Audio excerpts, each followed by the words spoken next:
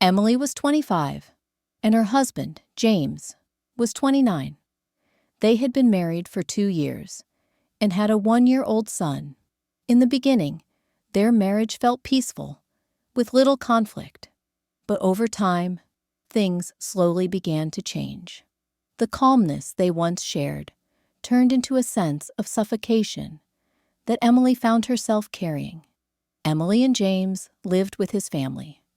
Their small house was dominated by James's mother, who had a strong say in every decision made in the household. Emily often felt like an outsider, as if her opinions didn't matter and everything had to go through his mom. Despite having a stable life, Emily could never feel the warmth or understanding from James or his family. James gave her only a small amount of money each month for expenses, and when Emily questioned why he kept the majority of his earnings for himself, he coldly replied, "There are a lot of things to cover: food, coffee, gas, utilities."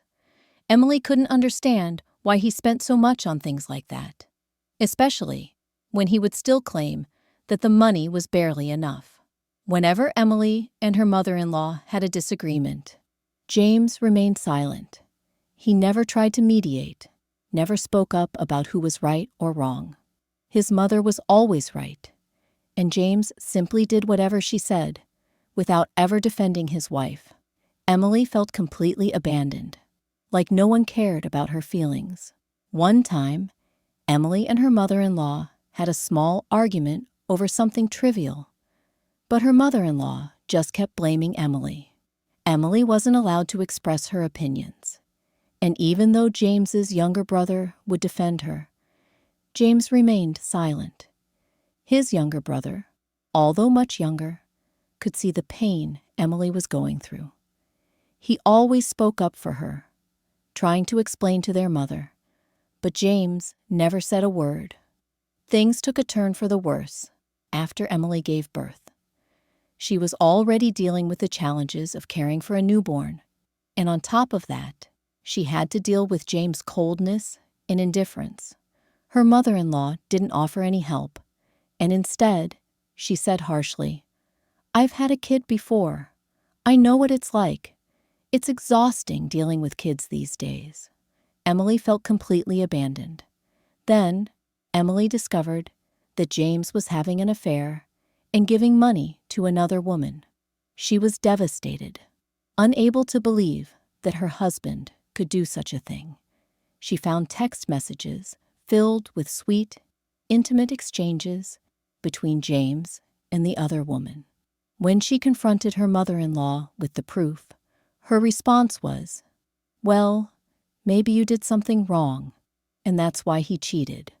Emily couldn't believe what she was hearing. Instead of empathy, she felt blamed. James's younger brother, however, was the only one who truly supported her. He stood up for Emily when things got tense and advised her, "If he no longer respects you, if he doesn't love you anymore, you need to think about your safety and well-being. But you should talk to him one last time, because this isn't okay." His words helped Emily realize that her marriage was broken, and maybe it was time to consider a future without James. One day, Emily just couldn't take it anymore. She took her son, hopped into a taxi, and went back to her parents' house. When she arrived, she was overwhelmed by the love and warmth from her family. She was embraced and cared for by her parents and siblings, and she realized how much she had missed that sense of support. She held her son close and cried, mourning the years of neglect she had experienced. While she was staying at her parents' place, James never called to check on her or their son. His family didn't reach out either, as though they didn't care that their son was missing. Emily felt completely isolated, hurt, and alone. With her younger brother-in-law's encouragement, Emily grew even more determined to make a decision. He kept reminding her, "You need to be strong. Your life isn't just about him.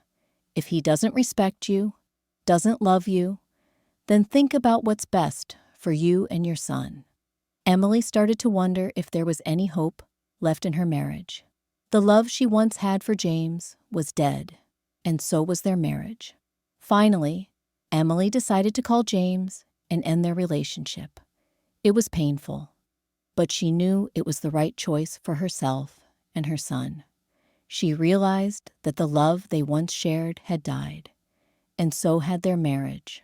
She couldn't keep living in a situation where there was no love, no respect, and no trust. Although ending her marriage was one of the hardest decisions she'd ever made, Emily knew it was the best thing for her future and for her son's future. She wasn't going to continue living in a family where love and respect were absent.